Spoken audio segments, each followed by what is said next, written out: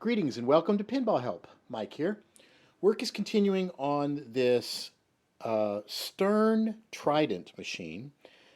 This thing has been sitting for a long time in a storage unit, and then I've had it sitting for a while, and I'm just pulling it out and trying to get it all working. And I want to go over a quick trick that has worked for me on multiple machines, especially these Sterns. As you're working on the game and you're slowly figuring things out and you finally get the game to boot up and start up, and then all of a sudden you notice that the switches aren't working. Like you hit the coin door switch, or you hit the credit switch, or you drop a coin in and it doesn't seem to register anything.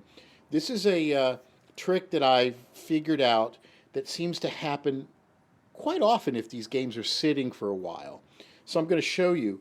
Obviously when none of the switches seem to work but the game boots up, that's kind of disconcerting. You don't know if there's broken wires or whatever. What I have found in several instances, this is the cause of that. So let me show you. So we're going to go up here into the back box. You'll see I've got an MPU. I've also got a replacement driver board in there because if you're following this series of videos, in the last video I got the game to boot up, but the flippers were staying on. And so I wanted to swap out the power driver board to see if it was the lockout relay. I'll get to that in a second, but let me show you this quick trick. So if the switches don't seem to be registering, here is what I've been doing, and this has worked on several occasions, and it's the first quick, easy thing to check. So here is the power driver board, and what you want to do is you want to clean the pins and the contacts on these connectors over here. This is where the switch matrix is coming in.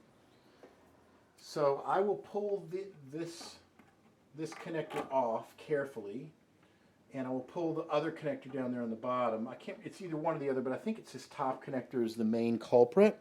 And so this is part of the switch matrix. So what I'll do is I'll take a little piece of sandpaper that I would normally use for EM games, right?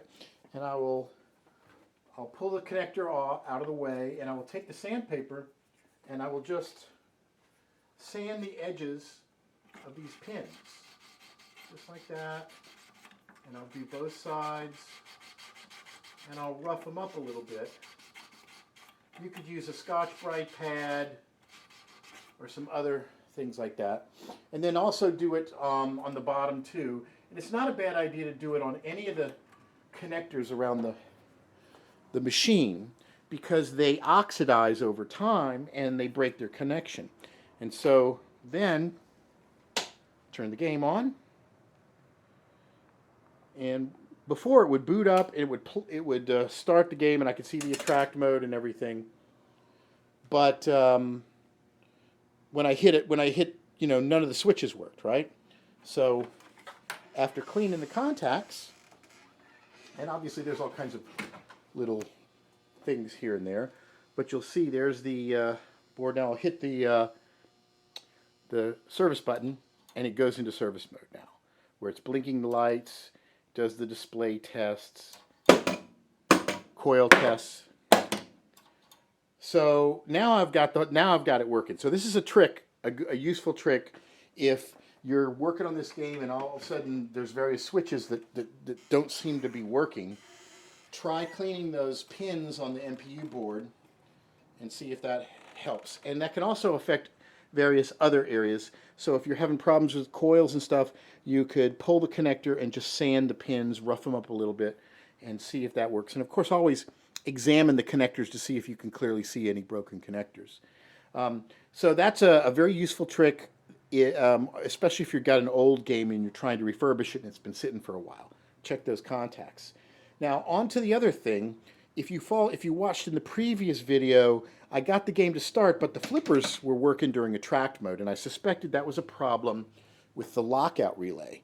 And the lockout relay is this special relay right up there, that big looking square thing. Now this is a replacement board that I got from Alltech, but the original board looks fairly similar. And this relay right here is what locks out the high power to the coils. So it's kind of like it engages if you tilt the machine out and when the power's off. And when the game starts, it switches the coil so that it brings power to them. So once I swapped that board out with a brand new one, the problem went away and the flippers weren't working. So I suspect this is the original board. You can see there's been some monkeying to it, but I suspect that this relay here is messed up, and I don't know if it's original because it's got spades. It doesn't mount it. It's odd. But I'm gonna go over this board and refurbish it. It's got some weird things going on with it. But it's nice to be able to have an extra board to swap out to confirm generally where the problem is. So that's where we're at right now. I'm slowly working my way across the machine, trying to do whack-a-mole with the different things that are working. But try that. Try cleaning the pins on these boards here and see if that doesn't make a lot of your problems go away. So stay tuned. There's going to be more in this series as I get this game slowly working. Be sure to visit me at PinballHelp.com and subscribe to the YouTube channel, YouTube/PinballHelp. And until next time, thanks for watching.